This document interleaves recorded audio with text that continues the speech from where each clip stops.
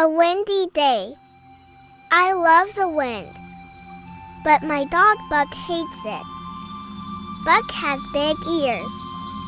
When he goes outside, the wind blows his ears straight up. My sister and I think Buck looks funny, and we laugh and laugh. My dad says dogs' ears are very special. They can hear things that we can't. The wind can hurt their ears. My dad says that's why you should never blow in a dog's ears. It's not funny to the dog. Poor Buck, his big ears catch the wind.